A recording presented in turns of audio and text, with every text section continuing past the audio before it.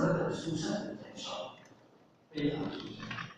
对自我管理、情绪管理，那么这个都是非常。你看有一天在后面讲完了3个小时，3两天的沟通要记住，还是心里头。有一位的学员的少妇妈妈就过来说的教授，你刚刚谈3个小时，我都懂，每一个字真的很精准，很清清楚楚。要用激励，要用关怀代替鼓掌跟怒骂。因为对自己的孩子，你量个屁，骂个屁，吼个屁，拍个屁。也要有那个晚餐都会剩下1/3以上，自己煮自己做，自受自足，啊，自己做自己受，对自己吃。再吃，我哪天有蛋吃，我就会画皮。我那个囡仔等来要炸后边要炒，我那个囡仔等来天天学的东西，没吃上面花样，彼此可以看。一直退哦，退到最后1年才稳定，因为没经验。那个那一把哦，很快哦，不必慌忙，马上就修改。1秒钟前很快乐，但看到了那一张临时吗？马上就修改，一直提醒自己的，慢修题哦，去了吧。这样的题考问题，慢修题，看不得再回去。他问我为什么？手跟脚在你的身上，你跟他问我哎，是吗？你应该卡错位了，你应该控制的很好，该要吗？你要当自己情绪不易，当主人。所以最近的同学，时常都是要跟底下的学员负善后。其实从头部一直到脚，你应该把它做得非常好，头顶的今天，不要后对前，眼睛的要关怀的眼神。所以你爱久，处爱低，心爱宽，不要爱大，我又爱宽，又爱嫩，爬起来低，懂不起来？那就是这样，好，不动手。你看天前面这个小组长这种做不了。你落卡，你绝对没有什么业绩的，我跟你讲。我们再讲一下，因为你根本没思考，你怎么会成功呢？是的，思考一定要先做好，思考要先做，你3方自然水到渠成，那是一个自然现象。所以我们前堂不修菩萨非常有智慧，思考先做好，3都自然现象。才能够有序，不然只是呢，我你说的一些一个体育啊，体育型的，你没办法，明年你还是那么高，我可能那边啊，你不到你喵，那没有办法有序的了，你骗人家1次，人家会再骗你第2次，所以思考一定要清楚，你头顶的心。你用关怀的眼神，怀着一颗感恩的心，这个时候你全身表现出来的肢体语言就非常的好。你爱求，处爱地，心爱化，我用爱多，又爱人，要的，卡就爱定，爱美爱女，手脚要快，做得到吗？优秀。对自己要有信心嘛，先说可以做得到再说嘛。这个是一个很好的表现，因为对自己有信心了，过去代表未来。你过去做不到又有什么关系？你现在说做得到，口述层面还能表扬。这个可以不是自己哦。那现在还在考虑，还在犹豫，对自己的那个力量有办法表现出来，愿大力大。所以刚才讲到的头顶的今天，光华的眼神，还有感恩的心，这就是给我们的感恩的心。我们有这个肉体，我们可以做善事；我们有这个肉体，可以创造美好的明天。可是时间总是有限看你现在我还没，你看我曾经5岁啊，现在超过50岁。靠近，只能靠近，那怎么办呢？好，我去善用呢。所以我们总是觉得时间过得很快，我们觉得生活忙碌很开销，为什么你有没有觉得？你听过这一首歌吗？真的，年纪这么轻怎么听过？是吧？第一个忙，就是王视自己的眼睛，你王视自己的目标，你根本失去了智慧眼。那个目的智慧，也代表着目标没有确定，没有意义，没有价值。所以你看，无的放矢，忙没有头的苍蝇一样。第二个忙就出来了，就是王视了自己的执行。你王视了自己的执行了，人云亦云，哇，一里蹬。你虽然今嘛做咁嘅所在的话，但是你的心嘛是一直蹬。等一下宵夜吃什么？因为晚餐吃的太少。你虽然要经过哇，但是你的心一直在转。然后呢，我们到了9点半了以后，那马上最起来更喉咙一样一直转。最后就在茫茫的人生大海，茫海。你看茫茫的大海，是很水是漂浮，又像那一根虫，飘在云上，往事出去，茫茫的。到这边已经比什么也不大，所以这个3个忙一定要注意上，绝对不可以时常唱那3个字。还过来不行，唱是。你妈，那个是有唱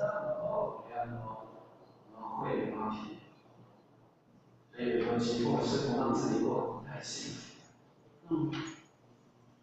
所以有一个说樵夫是登山上砍柴，下山卖柴，他每天都是这样子，没有意思。有一天他突然间的心想，很在意这个树，他的伙伴说：“走啊，上山。”我今天要好好的体会一下，好久没有这种感觉。我要等我的灵魂，因为我的灵魂还没赶上。你不要一直把灵魂放在后面，肉体一直在前面，灵魂、心神都不知道在哪里。忘失了自己，有时候要停看，停看。人生要像那快速道路高速公路一样，为什么刷 crash？ 不要在那里说停。你才会到四周围关心我们的、爱我们的、值得我们爱的人是非常多。什么时候你才会停下来关心你的健康？只会等到医生告诉你你快不行。什么时候你才会停下来去 care 一下值得你关爱的晚辈？你那个青少年的儿女，只有去到学校或者是警察局，说你的孩子已经有过错，要 be punished， 要被处罚。就好像大爱的电视的那个主持人，我们就不要说名字。等到他的孩子被关进去了以后，他才知道完了 ，too late。太神奇！不是在大爱电视台上都在散播爱吗？可是为什么不把自己的爱降在自己的儿女身上呢？你跑得太快了，你的儿女跟不上。有时候我们应该要注意，什么时候你才会去 care 你是周围值得爱的这些亲人爱，就是他们要离开我们的时候。什么时候你才会在意人生是短的？一个好的珍惜你的人生，就是去参加告别式，别人的告别式，不是自己的告别式。你才会觉得说，人生应该是好好的去爱死人生，但是 too late。所以一定要先从这些态度开始。为什么我们要马上就教大家？你如何去用时间管理的技巧方法？我还是一定要先教你一些态度。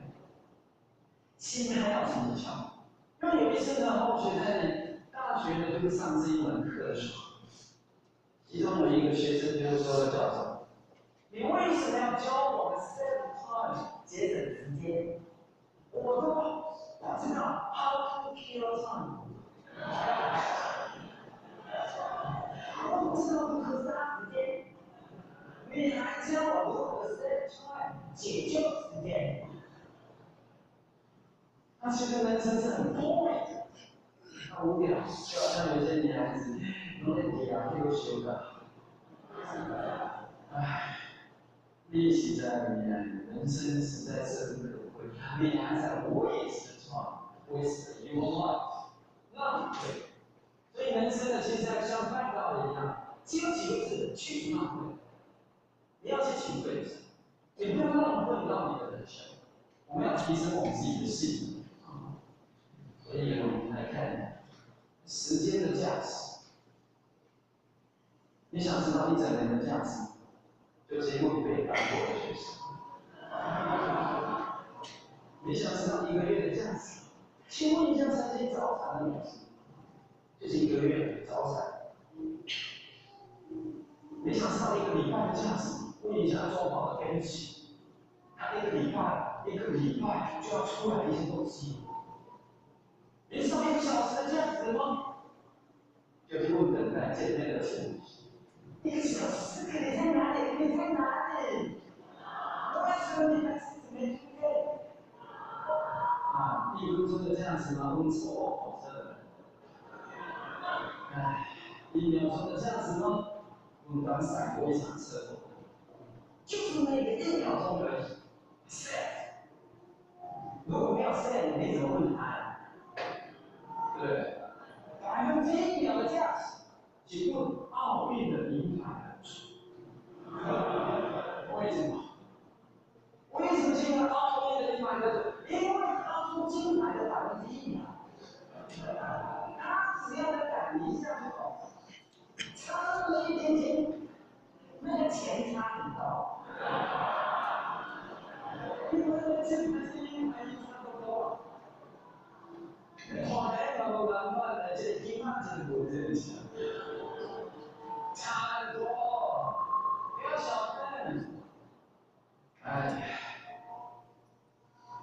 珍惜你所拥有的每一刻的时间。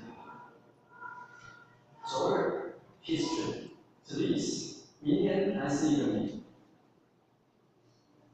今天是珍贵的礼物，因为它是被称为当下的礼物。你知道英文难得的，还有这么好的哲理。什么是 present？ 就是礼物嘛。present 就是礼物。其实那又是什么 ？present，at present 就是当下。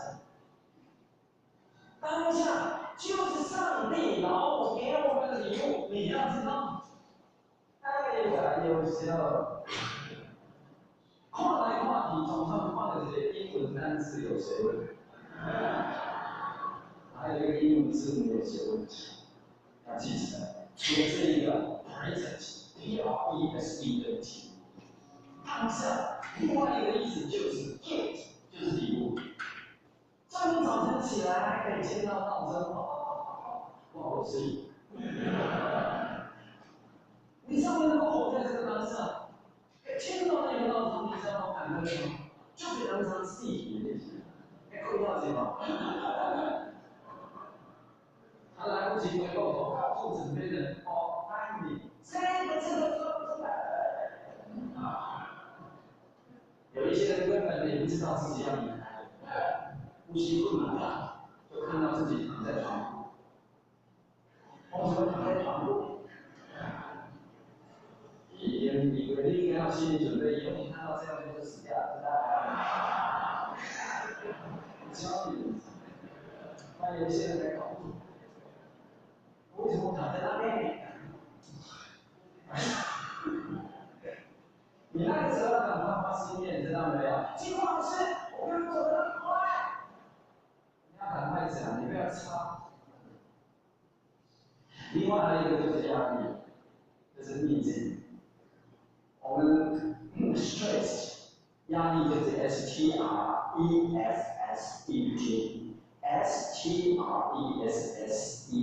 就是 stress 压力。但是压力是什么？从外面内过来，就是你热，就是典型。那你想好？你问那些英文问题。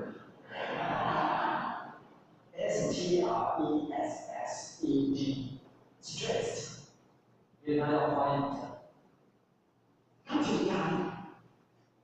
那个是压力，其实是老天送给我们的 reserves， 从另外一方面来 ，dessert，yes， 因为有很多 s， 所以要加 s， 所以慢慢的我把问题总算。所以当你的朋友知道你有在乎他们吧，这个是很好的。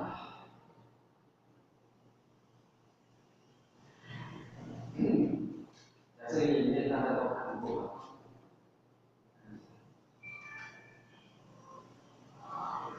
Life is short.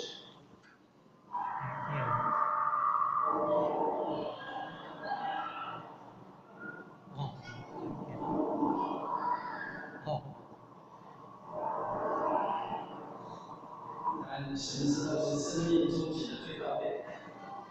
什么时候我们开始要下坠都不知道。我们总是觉得来日方长，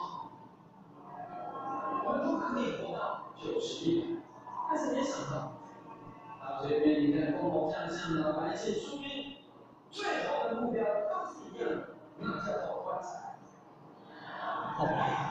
没有一个人好的树林老百姓，烽火降上，都是一样的。是的，所以到棺材里面去的时候叫什么？翁心旺盛。人在世人出世了变成美，也就是翁心。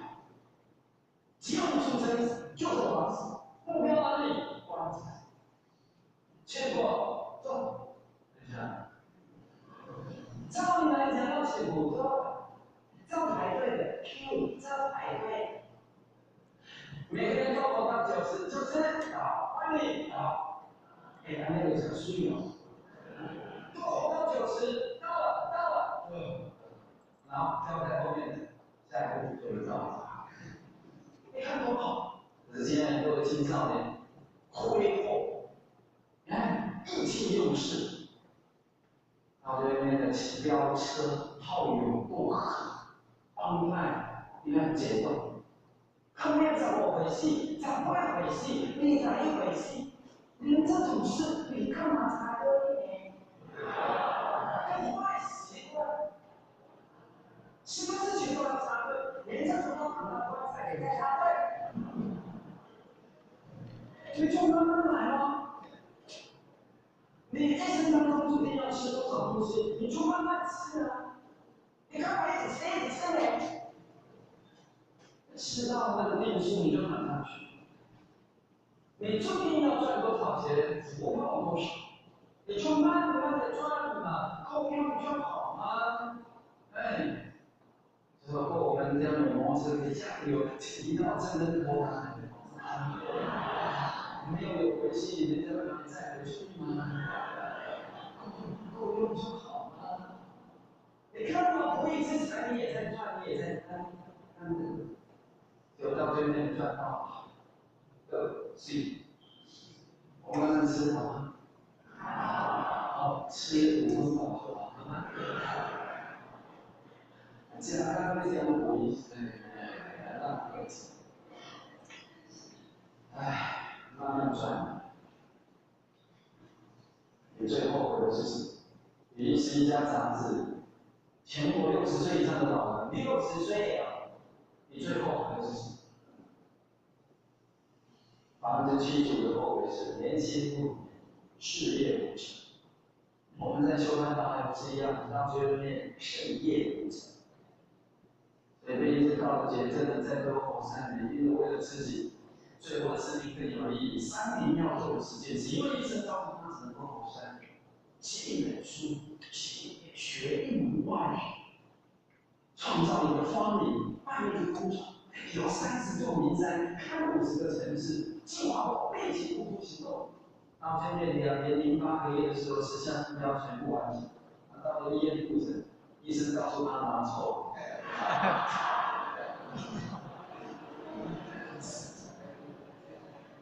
不过让你高兴很感恩，开什么玩笑？你写下来了。如果只剩下3年，你要做什么？赶快就去做了。度1000个，赶快度。你要度几个？你要赶快。还有谁没度的？还有谁没有？跟他分享。不要客气了。其实每一天你干嘛看的是最后一天就好了。好，再来70%的人错误，年轻的时候错误选择了职业，选择了安稳。你看有3个大学选到了国家机关，有几年后有一个不甘心，每天看主管颜色过日子，慢慢进到企业。另外2个没东西，又过了几年，又有一个辞职下来，剩下一个仍然没有东西。过了几年，3个人跟他一起到企业的当了厂长，辞职的也成了股东。留在公家机关的后悔当初不应该满足每个月可以吃几万元的画面。对，就是有一些是稳定收入，没有了压力也就没有了动力，没有了动力也就没有办法展现潜力。再来60%对自己的教育不够，不是方法。所以我们有一些人一直对自己的孩子。一双鞋子，屋里追打自己小学的儿子，惨叫声令邻居围聚不安。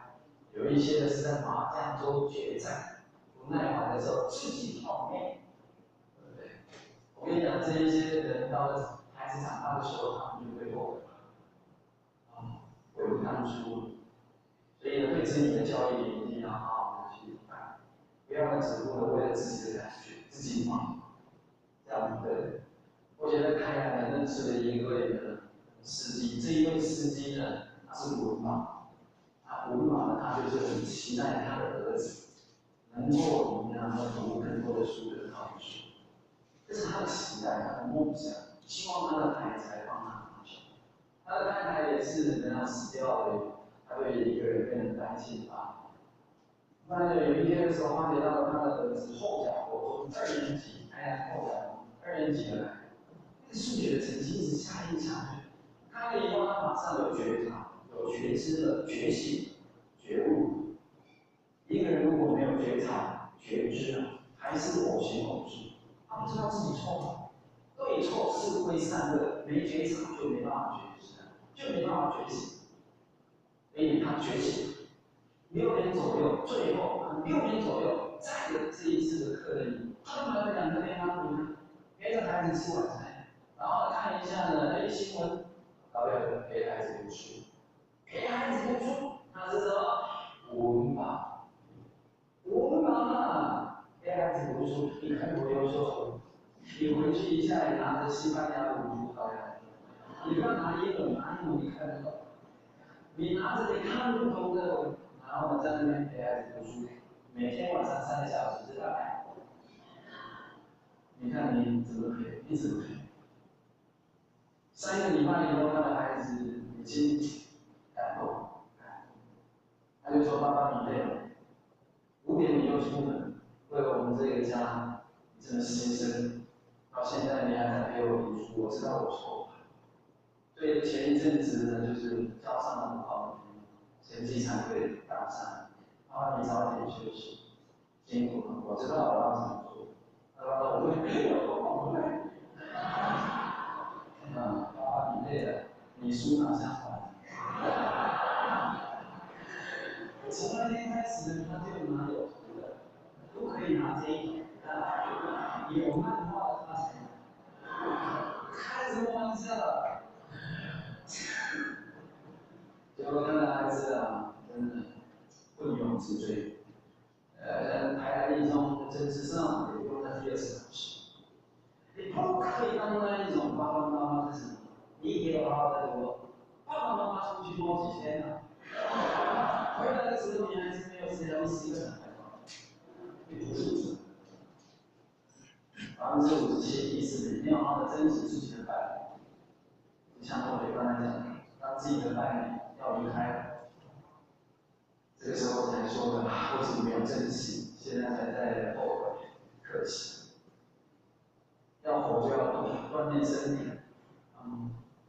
你们现在有在运动吗？有，现在都很忙。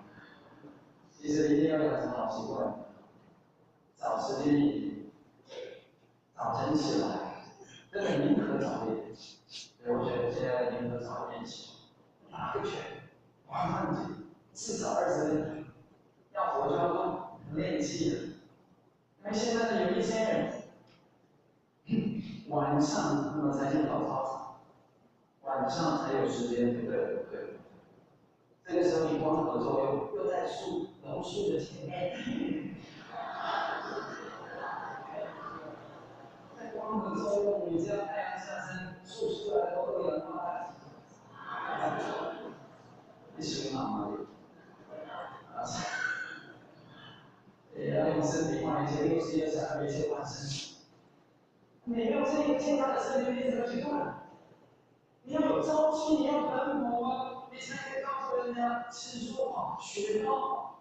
那其他的那个光，加3加2，现在是5个2了，对，你要看你就是这样暗淡无光，你要干嘛？跟你一起吃素变成这样的人。对吧？那时候我也没有赚到更多的钱，那个是一到后面。但是我们绝对不要有遗憾，该做没有去做，空有遗憾；不该做而去做，终身遗憾。我也在讲一次，绝对不讲第3次。期末考要考，谢谢。该做没有去做，空有遗憾；不该做而去做，终身遗憾。一个学生马上就问教授。空有遗憾比较严重，还是终身遗憾比较严重？你说你一定要问。不管怎么样，就是遗憾。听我开玩笑，你该做的赶快去做，空有遗憾，行孝行善，渡人成全人，赶快做就赶快做吧，不然你会空有遗憾。不该做而去做，终身遗憾。这个很好，可以用到睡觉，可以用到吃，可以用到说话，言行举止都可以带进去。该吃没有去吃，不用。他们是节食到你的头发跑回去了，那是多难的。不该吃而去吃，终身遗憾。还得加回家就能干吃啊。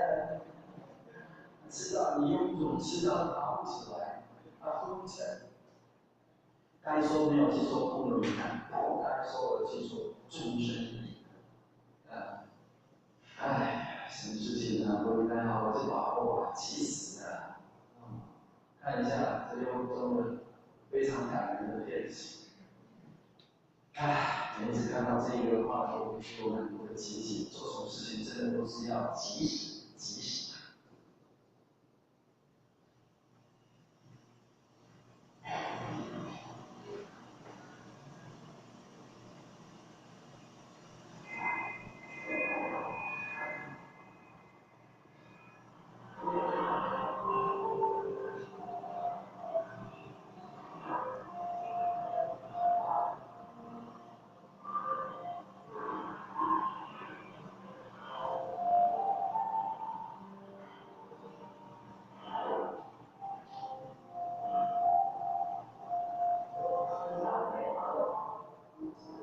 这我你看行吗？不仅不帮忙，行吗？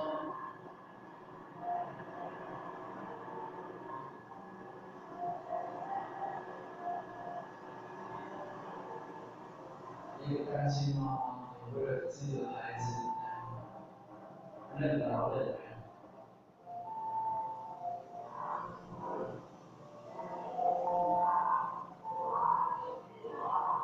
你看，说其他是烦死了，就。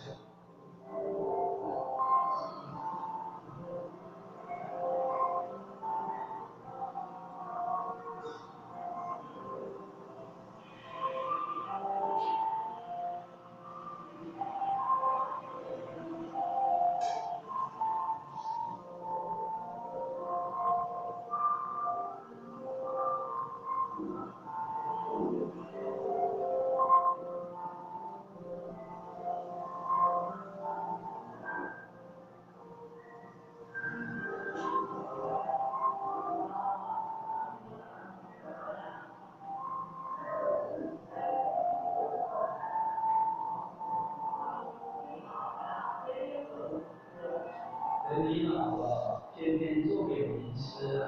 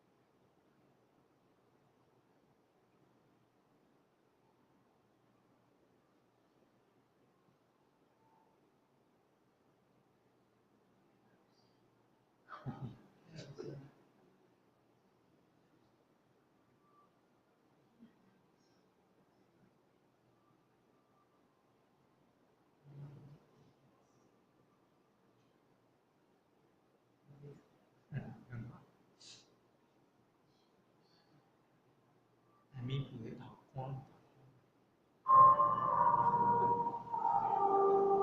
那前程，那前程。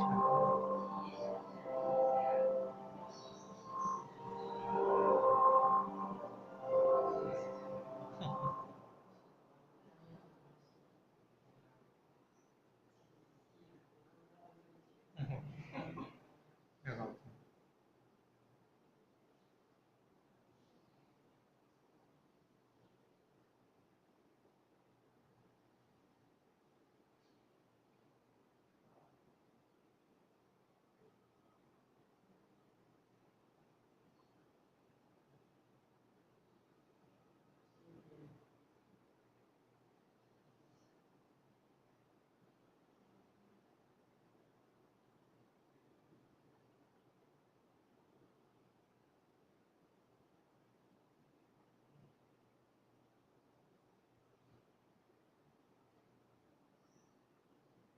啊。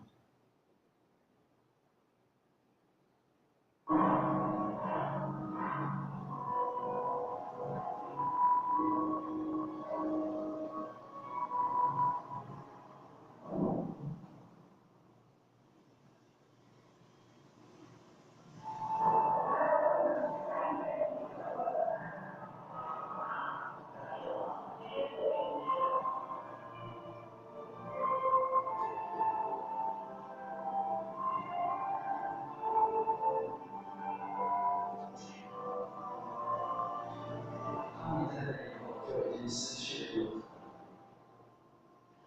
你给我们一个很好的信息，在这个学界法会中南部学法会，校导都会播放这一篇，所以及时行善，及时行善啊，这个时间一定要好好的去用。世界上对公平的真理就是每一个人不被盗的时间都是相同，24小时就是24小时。老天让我们非常慈悲。那么你今天没有用到，没有用到的时候，我很清楚在银行里面有一个 time 一个时间的银行。那今天呢，因为呢做的事比较少，存多一点，明天的事比较多，明天再提出来用。所以全部都要归零，要 reset 啊，归零。所以我们应该好好善用，因为就只有24小时。有一些人在忙碌之应该是可以做完自己的内容，而且自己看似消费，远远的比不上他，然后他们一天的时间比我们更多，或是在我们一直中已经流失的时间，这就是我们今天的一些技巧。但是其实最重要的是心态的一个问题，所以这个就是自我管理你的时间效率的开始啊，这个是永远保持热忱跟激情。所以我们永远就是当一个负责任、认真的小心动，做得到的事情，做对正确的事情。你觉得不可以做那些？如果说有一些把 do the things right， 这是 right， 管理，其实管理就是 do the right things， 不是 do the things right， 做对正确的事。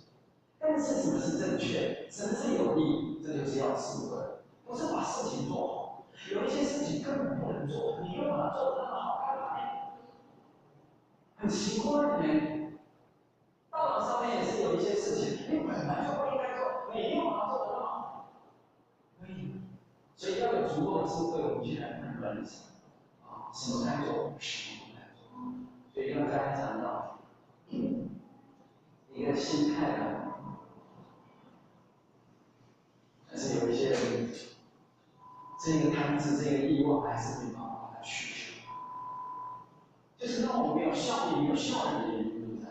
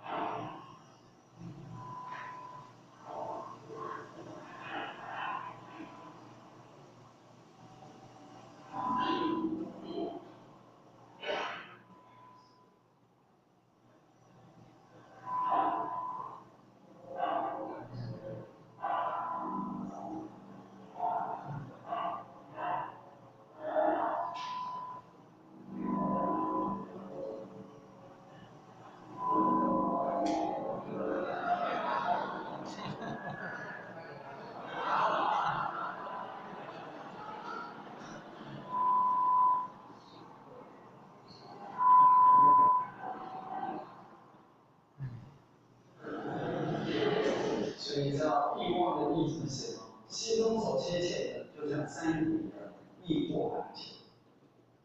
其实它是一个念头。心，你想到什么，你就会那样想。这个水为什么可以载舟还可以覆舟？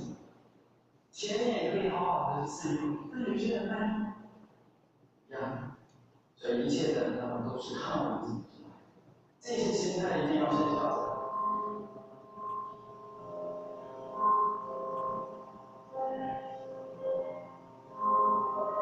我们的心里有很多窗户，每扇窗户外面都有不同的风景。当你打开前面窗户的时候，你就可以看到白云跟太阳；当你打开里面窗户的时候，你就可以看到雷击跟闪电；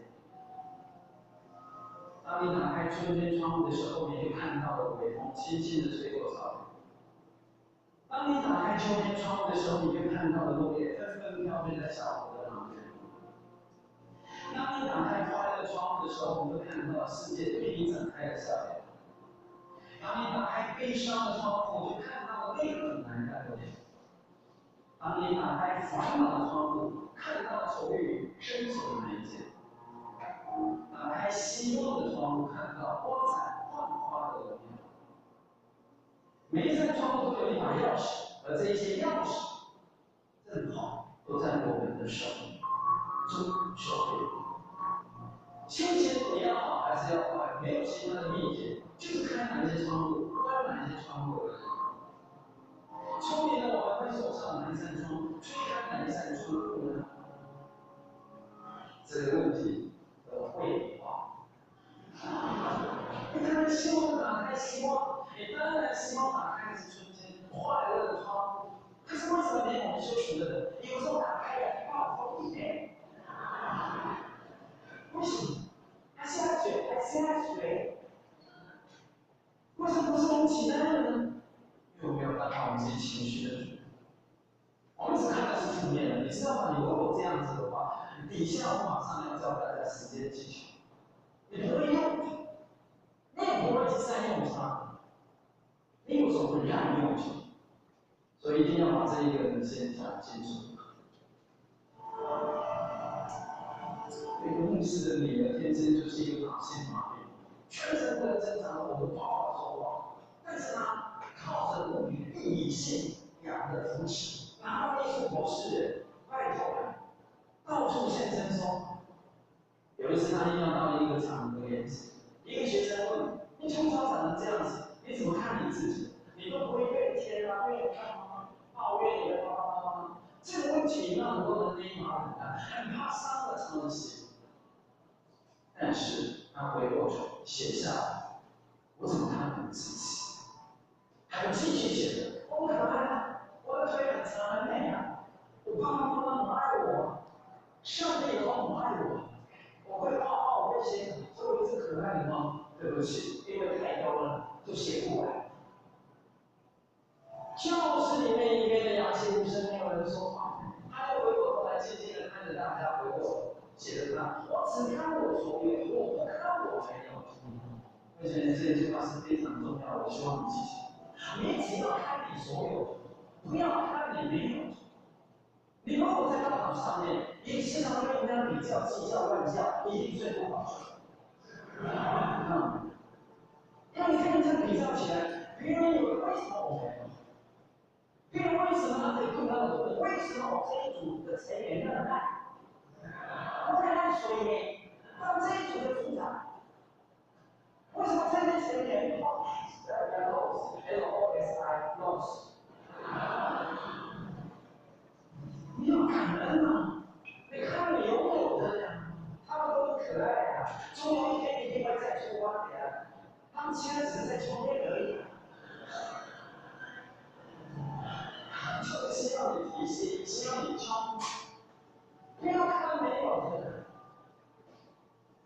安静的几秒，大家掌声如雷，感动的对着，而且我不会被沟通啊。很多人都得到激励。你知道他是谁吗？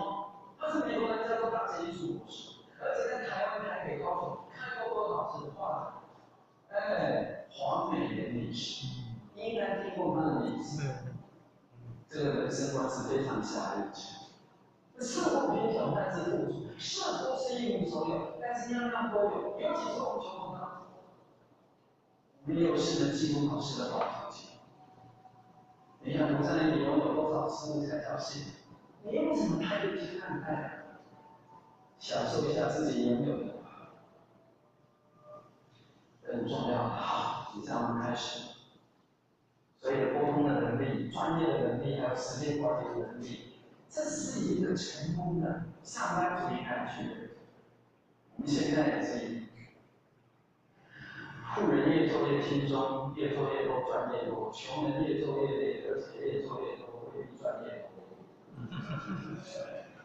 我们到底是属于哪？没有方法。对，如果为了自己的幸福，活生这个很重要。所以先学会加减乘除，加好了。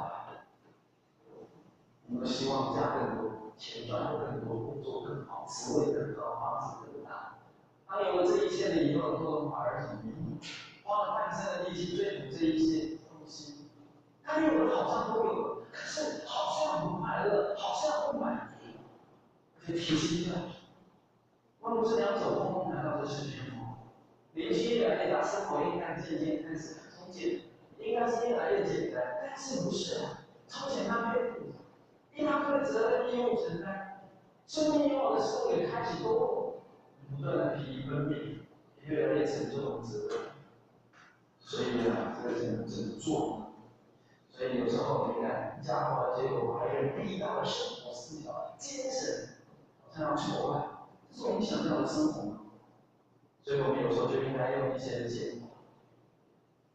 一个人呢，步入中年可能是走到人生下半场，可以回顾过去，又可以常常回来。在下午的时候就应该回头仔细检查，早上出门所带的东西还合不合用？有一些东西是不是该丢了？很简单，因为我们不能照着上午的计划来过下午的人生。也可能在早上是美好道的方法，不显得微不足道。早晨的真理道的方法就被一种配比好，所以有时候应该就是应该要检讨。所以小星星，你会这样检查出吗？会。那你可以教给你怎么用吗？好，加法加在精神的提升，减法用在物质的追求。记住，数之又水，也之以物，慢慢的减，简单的减。你才能够去简化它，用减法来简化我们自己身边所有有形的一切欲望，不要把它放上来。加法是用在精神，减法用在物质物义的追求，乘法是用在分享喜悦。第三个乘数的效用是很恐怖的，除法用在分担，用在分担。乘法用在分享性。各位同学，我们现在来看一下，一乘以一乘以一，自己乘14等于多少？你们都太简单了，我想。不是，因为你们一直看着物，所以你们就连一都不打。这就不分析，知道吗？我只是问一个简单的问题：一乘以一乘14多少？1。但是，我如果每一次透过每一次的学习，就像你们今天透过每一次的学习，我才增加10%，变成多少？1.1。你透过每一次的学习乘数效用，你上头厉害吗？1.1乘以14多少？告诉我。1.1乘以1.1乘以1.1乘以1.1，你还在1.1？为什么整整1.5？你知道吗？只要乘一乘，到最后变成2.57，还有3倍。可是你如果每次都把自己的欲望一直在大胆，把你生命的能量都一直消减，变成0.9，你知道0.9乘0.9乘0.9，自己乘14多少？他说，不是创造一下，创造把生命的能量降低10%。0.9乘以14，那0.9的14方块多少？猜猜看吧，总会猜对。好，0.7。0.317，我说你看了，如果我们出生的时候能量是1，但是透过每一次的创造，追求欲望，追求功名利禄，能量一直的减少。你看，只要14哎，到最后剩下0.314而已的，恐怖飘。可是我们跟人家分享喜悦。乘数效应，我还有3倍。所以呢，82原则这是在实践管理里面非常重要。企业管理82原则是说，一家公司80%的利润来自20%的产品，个人工作时间规划来自50%，利用个人20%的关键努力创造80%的计算。来，一起看这句话，你还好问。经济学的第2章，你只要修了经济学，第2章牵着主，一定会告诉你罗伦斯体学，是全世界的20%的多嘛，它拥有全世界80%的财富，80%的财富竟然是属于前面那20%的多，剩下的20%必须给后面的80%差不了多。这就是20%的意思。你如果这家公司卖10件产品，1、2、3、4、10件产品，你的 sales， 你的销售量、销售额，大而小排列，加起来total100万美金，假设60、20、10，一直加下来，60、20，前面2项，一个是60，一个是20，加起来是80。所以前面的20%的产品，因为它只有2件，20%的产品，竟然它的销售额占了多少？80%。那么这一家公司的老板，你只要好好掌握这2项产品就够，你干嘛去掌握第10件产品？但是我们这个人学修坏的人，也是在掌握到1%，那些芝麻小事，在芝麻小事上面打转，结果你重要的80%的事，竟然没有足够的时间来准备。我们有很多的决策，有时候在负责一些事情的，如果有这个方面就很惨，疏忽掉大重要的事情，疏忽掉。好，再来，如果你报纸有10个版面，假设苹果日报是不知道。那你有10个版面，你市场看的就只有那2个版面，其他8个版面是翻一下，有没有好看的？真的，你如果有10个电视台，有线电视台是100个，你市场看的那就是那20个，其他80个是跑的，不小心弄到。台中有10个非常有名的餐厅呢，一流的餐厅呢，10间的假设。你如果说有台北的店，但是台北的一些贵宾来到，你会带去的只有2间而已，其他8间那是因为这2间今天怎么没有？那没有，你才会带到其他的8间去。10个礼拜，10条礼拜，10堂带的就是那2条，其他红色的、黑色，那是因为参加喜事跟告别式。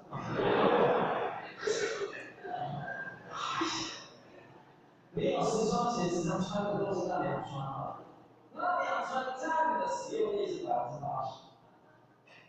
你知道意思没有？还有很多啊，如果有10个员工啊，我们的100个员工来算，就10个员工啊，时常请假的就是那2个，所以给你出差错的也那2个，你照顾他们这2个就够了。我如果10个同学修我的课，会时常翘课的就是那2个。所以我只要明定嘛，规定谁跟谁，那么这个是你的位置，这个是你的位置。所以我只要一进来看到这2个，我坐在位置上，他就全部到场。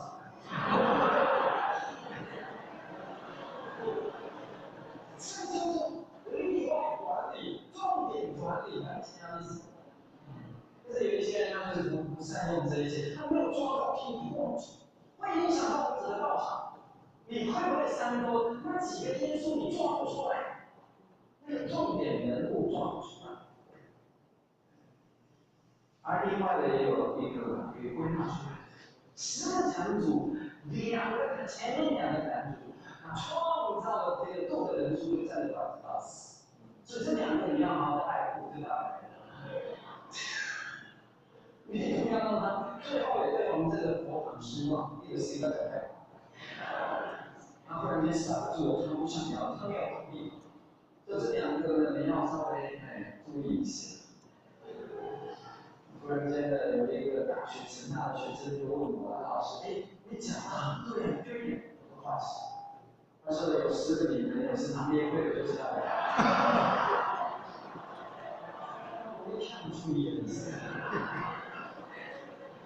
你干嘛还是他？你只要选择其中一个靠的生根嘛，用力去耕耘嘛，对吧？连第一个都跟人跑。所以黄金时间的5大原则，增加时间的投资，坚持每个单位的时间成本，不当烂好人，优先做有兴趣又擅长的事。等一下，我得把那个档案全部留在这里，你不要吵。谢谢。你像您鼓掌要及时，不然的话我也会收回来。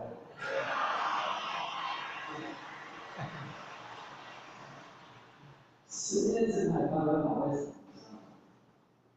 骨牌效应，不是排骨，是骨牌。你不要太看，你看那个排骨不是骨牌。你要表演嘛，开玩笑。他们已经大概的几公尺，他们就要抽几张起来，几公尺就要抽几。不然他没有表演，只要一只蚂蚁就可以提早表演。而且他们开始，他旁边没有观众。你可以聊聊血量型、心血管，你一定要有欢愉的事情抽掉。我们不可以把这个时间排得太满。这件事情你 extend， 你超过，你会耽搁下一个事情，耽搁下一个事情，又会耽搁下一个事情。到现在那个延误下来，很惨。有一部车子，那个在美国发生的事情，那个车子晚了10分钟出发 ，delay 一下，因为引擎稍微在减速。没有想到开始出发了，10分钟以后开始出发，司机广播，对不起，对不起，啪一下，因为刚才引擎的问题，所以我晚了10分钟。到达下一站我们会延搁1个小时。有一些人就说了，一起被撞死。你晚了10分钟，你不会加快速度了，我还是可以准时到下一站啊。他就去问了司机了，那些司机说我没有说错。如果我们准时出发，那么就不会碰到很多的错车。但是因为我们 delay 了10分钟，不应该发生的错车都会发生。我们又是复兴号，要等几万码跟之前啊，到下一站就会 late 1个小时。你要注意一下。有些爸爸妈妈说孩子哦，读书哦，起来哦，都困都困不进。跟你讲，你哪会有借钱的地方会有钱？我看电视5分钟了，那个连续剧那个慢慢50分钟在演的。所以呢，不要等一下，这一些的都是我们在黄金时间这个地方稍微要注意一下，不要都是等一下这一些啊，为什么那么浪费了这一些的比较用其实去做的这一些考试，所以优先要做有兴趣又擅长的，就是刚才80%，其实不是有兴趣，我应该在加强的是有意义、有价值的事情，一日之计在于晨。错了，从今天开始你改一下。一日之计在于昨天晚上。你知道吗？你今天晚上回去静坐一下，把心静下来，这是功课。规划一下明天要做什么。你顺便也检查一下今天做的一些事儿，发生一些什么比较不圆满的，明天再做同样的事儿，不要再重来。你如果今天晚上没有规划明天的事儿，你怎么知道明天几点起床？你都来不及准备明天要做的要准备的这些事，来不及准备。所以今天晚上不受干扰，把自己进正，不受干扰。尤其30分钟加30分钟不等于60分钟。你要说这个数据好像会有问题，我说绝对没问题。你自己呢？在读书也好，读训或者准备明天的备课，1个小时，你看看你的灵感不受干扰之下，耍文思泉涌。但是如果来到30分的网课或者是电话、手机，不要掉，经过20分钟以后，你又面对了电脑，面对了书本，刚才你要哪些？我刚才想到的一个灵感，还不见，尤其是数学。刚才岂不是要证明出来了吗？答案要算出来了吗？结果你吐回去，你还要重新播放，要热身，一直要往下，不要被人打断。30分钟加30分钟不等于20分钟，一气呵成，不是干扰。所以为什么以前有人讲闭关就是这样子，不要被烦恼，因为他为了要走更远。那东方信息，他马来西亚在云南马尾，这个东西没有办法把事情做好。所以刚才我们像黄金时间，比如说增加时间的投资啊，或笔电啊，带到哪里去又方便啊，智慧型的手机比一般手机又来得好啊，因为比较有智慧了。没有用方便，功能提升，其实就是功能提升嘛。工具上面投资，可以让体力投资。比如说你有运动啊，健康长寿啊，因为你身体健康啊，你精力充沛啊，你的无私也全有啊。你看底下的学员他也会受到你的震撼跟感动，因为你热忱啊，你热力十足啊，所以增加了时间的效率跟效率。所以有时候一定要多运动，变化上面投资，对不对？所以早睡早起啊，减少时间的小偷，被抽走对时间的陷阱。你知道什么叫时间陷阱？有哪一些会是时间陷阱？你告诉我。一直打电话，一直打电话，有几分到？哎呀，有一些女同学可能跑到女生宿舍隔壁门啊，跑到2000，还说对不起对不起，明天的考试还没准备好，你看看1个小时过去，打电话聊天。讲那一些人家的是非，说人是非即是是非，以后真的不该说就不要说，但不要浪费在这一些的无意义上。苏格拉底有一天呢，他在写自己的东西，他的朋友、好朋友、挚友跑进来了，告诉你一件事，我告诉你一件事，赶快点，因为我雕没雕可是你知道苏格拉底呢，没这回事。微笑地说：“慢一点 ，wait a second。3个问题问你清楚。第一点，你这件即将告诉我的事情，你证明它的事实，它的真实性，你证实了吗？第二，有钱保证多重要啊，哲学家呢？第二，你是出其善意吗？第三个，你说出来对别人、对我、对四周的人、对你都有意义，都有价值。那你们有说来谁？你问的都没有，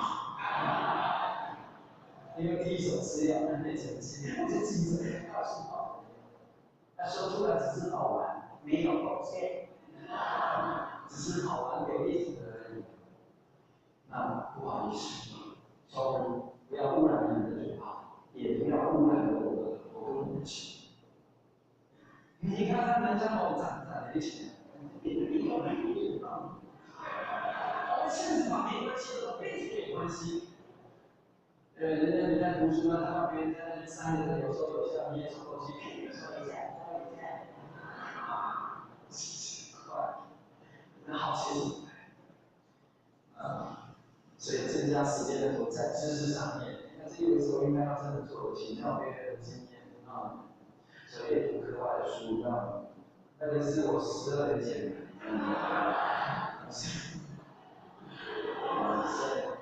有时候你就看听一下我的心意这样知道没？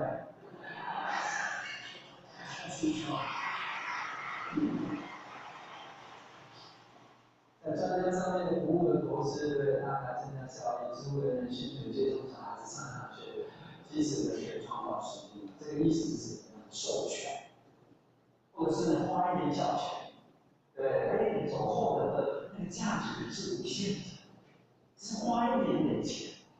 或者是授权，授权有时候大概要给人家公补金，要这个你一个人来做5件事，每一件事情都需要2小时，你就要10小时。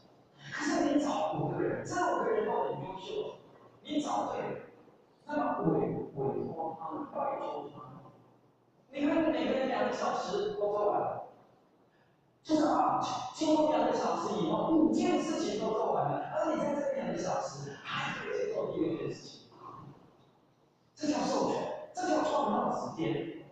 时间虽然是一天24小时，但是我们可以创造时间，就是授权。但听清楚，找对人，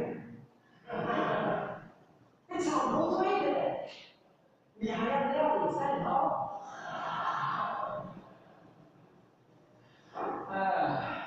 接送小孩子要接到哪里？那就不对了。所以3抓3画检讨工作，要抓办事放小事，抓正事放杂事，知道吗？抓要事放闲事，达到最大的效益。所以把一些的左边那一些的阐释、感知、杂物、认知、旁支、细根，全部去掉。你们的会议，不要开没有效的这个会议，知道吗？你知道连开会都要上课啊，跟你讲。你以后什么小组会议，不要给我乱开了。这个会议都要有学问，那就是一个管理上面的技巧。以前我在城上当副学务长，有时候来主持学务会议。学务会议的底下所有的院长，那些教授群、全部学生代表，全部都要就会。我在城上那真的是靠了100多个老师在底下我来主持。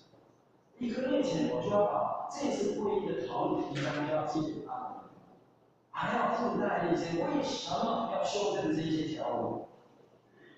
不要随随便便的，让这些老师可以是答应，可以事先让他跟他的学生互动，甚至收集一些的资料，对，来了以后马上进入讨论，马上做表决，往下立言点，所以他们很喜欢我主持会。因为我们那个学务长他是独立的，他又是女孩子，所以讲话都会比较慢巧。就慢慢讲，慢慢说，大家听不懂，又婆又妈妈，这样，因为他是妈妈又婆，我是命令的只是说的有时候人格的特殊，但是在第一节前，不说不该讲的话，所以最大的效益都可以提出来。工作的质量，到这边简化工作嘛，成为大数。不然你被旁支细节、营养都被弄到那一边去，你把那个左边那样营养全部维护住了，可是你变成右边这一棵树所以开个玩笑，有时候开会不要一边吃午餐一边开会，一边吃晚餐一边开会。今天刚开会，因为礼拜还没结束，开完会吃便当，看到没有？开完会不能吃。你在不要干的我真呀，了解了，各方面网易。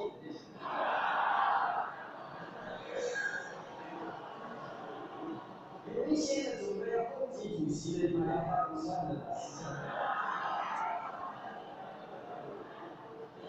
还要逃要领，逃要领，不要坐下来，全部站着开会，速度更快。真的，我实验过了。但是好题呢，他们以为之前都看过了，所以有时候只是1、2个题呢，很快。所以价值这个利人除以利己嘛，刚才讲到你要看的什么，你要发展什么，其实就是把握那一些有价值、有意义的，提升自己的存在价值。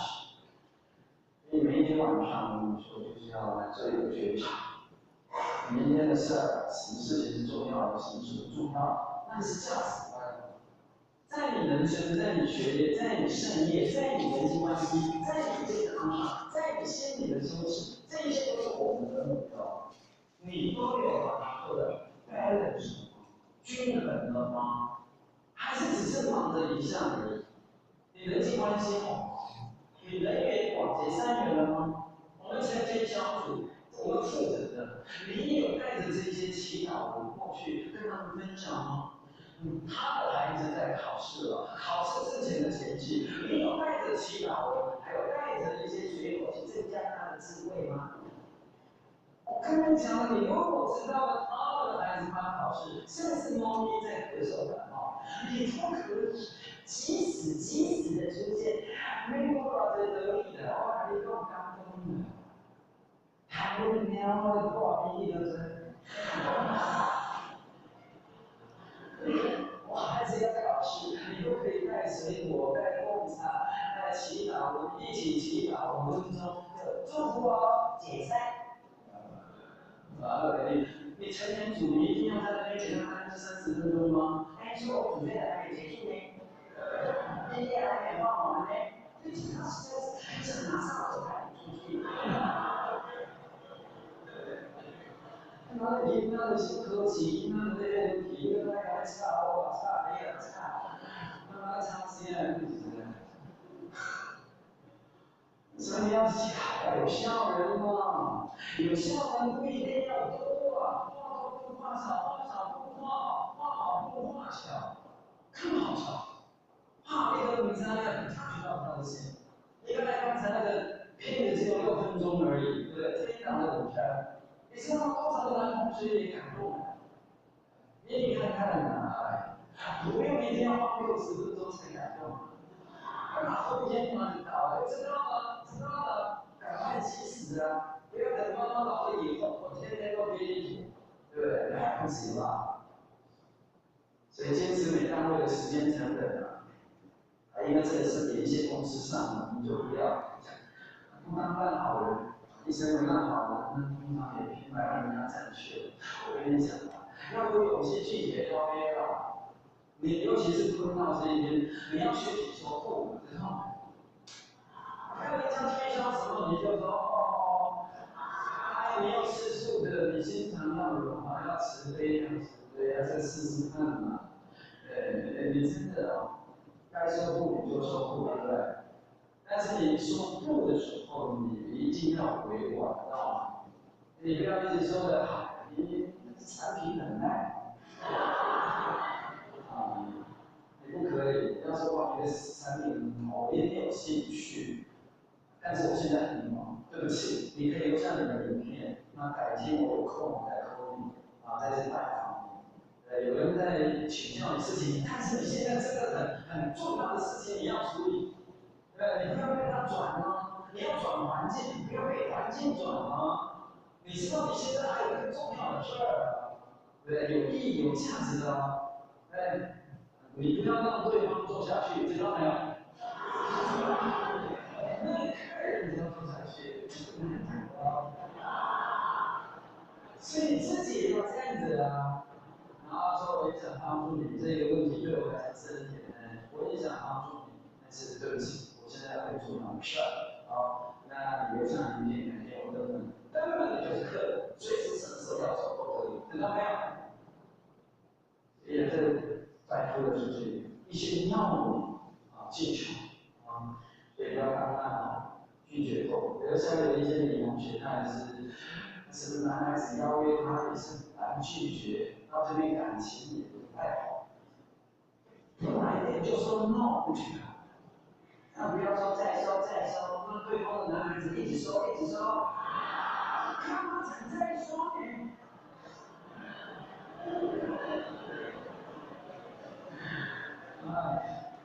但是你要拒绝男孩子，你不可以说你不会照一下镜子吗？这也太毒了你！那你这不算吃素的。你要讲，其实你也 nice，你人很好，只是要赶快出来了。我晚上有事，或者是我已经编一个理由，我已经有约会了，或者是，哎呀，我们有一些人蛮好的，一直接受别人的委托。然后到这边经过7天以后，有一些人包括点韩师都在问，接着拜托你们事，现在做的怎么样啊？我很想看到成果，知道吗？有吗？超级你有说吗？跳推有的时间跳推，因为你接的太多了，哇，没问题，没问题，有真好，你有我真好。现在人家做不来，你还一直接，你到这边压力就来了。我跟你讲，你压力就来了，时间管理就很难。这个刚才已经跟他讲有意义的事儿啊，对，根本你不专长，点燃是还可以赶快的请别人帮忙，那你又说没问题，还又自己不会赚，哎，不然你也赶快外包，又不外包，结果他忘记，那你不是干这个大厂的事儿吗？时间只够发生满这个地方啊，所以这个也是很重要，重要又紧急，不重要紧急啊，所以呢，只做重要的，不要做不重要的，这一定要注意一下。你回去画一下，有2个指标而已，还是走歪走，重要跟紧急。所以重要又紧急的事儿是什么？就不做事。注意，在我们道场上面，重要又紧急的事儿就是第一象限右上方。很重要又紧急的，但以后你只做重要，不做重要。虽然这个不重要，这个重要，它现在没有紧急，你也要做。什么事情是重要，但是不紧急？是第2优先的，你会疏忽哦，你真的会疏忽第2优先的事儿，亲情、友情、爱情、健康。智慧的提升，你都觉得来日方长，像刚才那个辫子，来日再做，行孝来日再做吗？上次以后有钱吗？再来做吗？这是重要的。有时间我再来练，到脑筋很清晰。你我画歪嘞，用了，你怎么画逼？我从来也没有，隔天补觉，这样子让。我们时常都这样讲，你有感冒吗？我从来都不感冒，明天看到。你知道这是什么定义吗？叫墨菲定律。连老师都看什么的警告。你不要一直觉得自己了不起，重要的事情你就要去做，不管紧急不紧急。我们总是说的孝顺真的是不紧急，健康不紧急，慢慢的学到定位是来日方长，不紧急。你怎么知道？像刚才那个骗子的妈妈，看起来也是不会很好，是什么时候要走？你怎么知道吗？是重要又紧急，就是关于性命的、生命的事情，都是重要又紧急，这样知道吗？但是呢，第3，紧急不重要，我们时常都不去做。那就是时间限制，知道吗？一直打电话，那都是，然后又访客来，又批分，啊，所以投资、好的学习、运动、全家团圆，这个都是在提升我们生命状态的这样。那我们渡人成全人，全部都是投资，生命能量提升的投资。那投资就是投资在这儿，每个人都有生命银行，无形的。既然我们都有无形的生命银行，一出生我们就有一个deposit，你就开一个账号呢，那你就要好好的投资呀，投资在里面，存在里面是什么？生命的存折，里面就是功德啊。所以存在里面，你不要是借贷这样的，那其实当直接刷卡你就行，像生命银行的投资。造作业那就投资，那不正常。所以这个一定要好好的去学习投资。第2个是百会，第3个叫消费，因为第3项一切叫做消费，第4项叫浪费。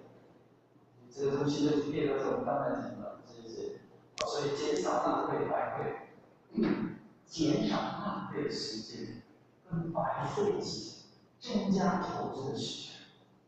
最有效的第三类呢，这个八字也大家讲到了啊，那么时间的，刚才讲到了，不要花费时间在找东西上，所以你用完的东西一定要可为物为原味。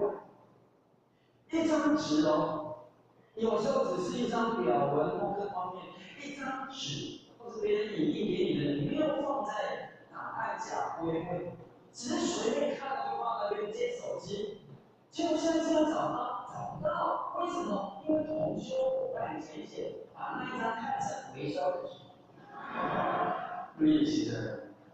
比如像我们有时候要从一楼拿了铁锤到三楼去订东西，接了手机，然后放在三楼，忘记拿回一楼归位，只有1分钟就可以归位哦。没，你知道下一次家人要用吗？从1楼找到3楼，可以吹盒是很大，很好找哦。有一些不好找的，你看哪儿找，甚至会被回收的。就像有一些老师的成绩单被假差，好好的培养成规律的好习惯，不要花费时间在找那么多位置，那都是在浪费。长时间集中精神，所以有时候看电脑、打电脑、文书组的，有时候就是要静坐一下，眼睛闭着，休息一下。我不是叫你现在，你不清楚啊，不要养成拖延的习惯。做完美，都是挑剔，变成挑剔，再打一个乌猫。有一些是洁癖，那抽屉呢有一些太太，然后先生呢棉花抽屉，他只剩下一点点地方，他会挑剔，我们只会进去，他以为已经关了，为啥要动出来了？那钥匙，因为他紧接着要跟点男士报告事儿，钥匙先放在桌上，他也是觉得那个位置也是 right， 是正确的地方。哎，不会，那个位置是钥匙的位置，你不会帮他原档呀？两背包，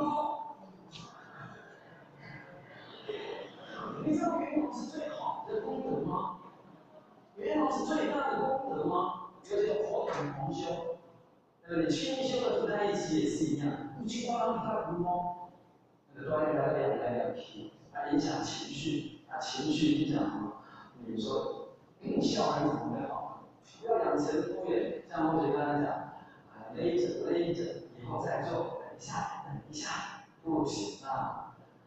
所以我们不要浪费零碎的一些时间，同一个时间可以做2件事，做2件事，包含什么？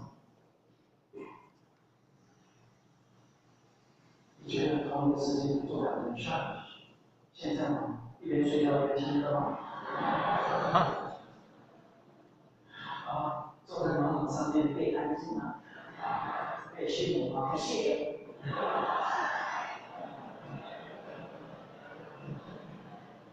你知道有很多人痔疮吗？便秘吗？那些人生活单一，靠后座，这个精神就这样放松，放松。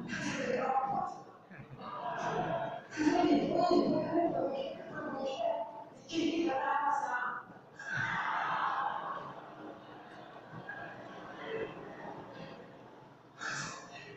你逃离时间去做2件事多的事儿，你坐高铁可以看到书，被一些轮椅孟子大学，哎呀，多了。比如说坐车子或者是等飞机、等班次，都可以啊，等高铁啊，都可以。不要浪费零碎的时间，知道吗？这个重视我们的钟表，利用零碎的时间，完成巨大的效率。一有时间赶快背，一有时间跑回去小本，3教经典合著，赶快拿起来。要专一。这个学期，这个前面的半年，我就专心背中庸；下半年我专心背道德经，你知道没？不要中庸背2啊，道德经又背2啊。像这一次在10年前，台南刚好说，比赛持续换生必经啊，他那个逃避成绩，对，后学那个时候有冷嘛，更怕背了，因为你花了半个月的时间真的把它背起来，所以现在可以一边开车一边背，从到5就开始一边背，对，你看你把整背，把里面圣经都可以背得出来啊。我就才发觉到，能够解人生无趣，只有有诚意，虽然年纪大，记忆比较较推，可是到这个年纪还是可以家里来。你会没有心要会插秧，专注在一项。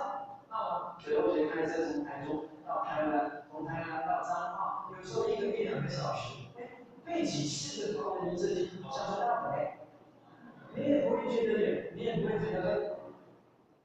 啊，所以呢，一切事儿，尤其这下面的16个字，大家念一下：爱我，做我，珍惜我。哎，你看一下，好了，时间已经到，欣赏一下这件事。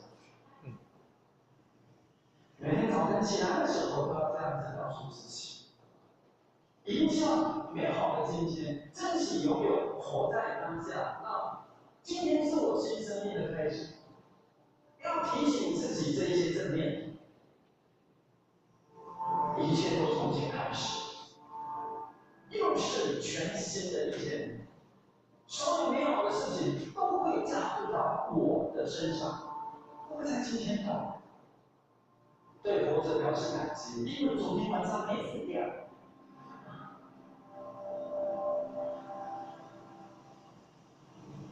我处处看到，因为心境美，户户皆生活之中我们有目标，我们有乐趣，有意义的生活，从今天开始展现。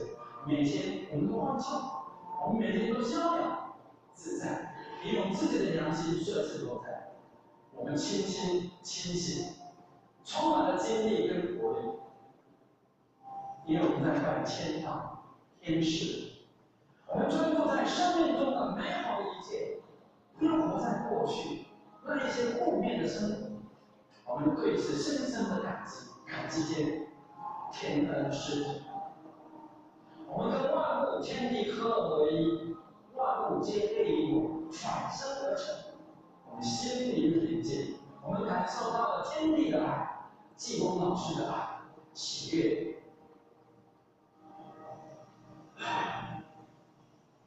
我们自由自在的做自己。我们是伟大生命的肉身的化身。活着真好，我是完美的生命。我们看到我的生命花花啊！我很感激我能够成为我自己。我们自己是独一无二的，我们每个人都非常的了不起。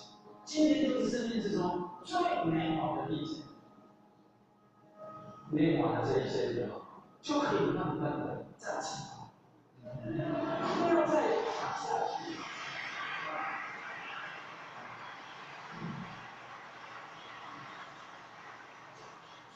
真的每天早上，有很多人很入戏。我说睡觉起床可以慢慢的站起来，有一些人真的站起来，厉害入戏。爱我所爱，时间就是灵魂的生命。做我们应该做，该渡人，该成全人，该孝顺，该行善，行孝。真正的拥有，我们此刻我们拥有了，所有不看没有。活在当下 ，present 当下，这是老母送给我们的什么 present gift。祝大家身体健康，心想事成，勇往直前，胜马不已。好，我们再谢谢。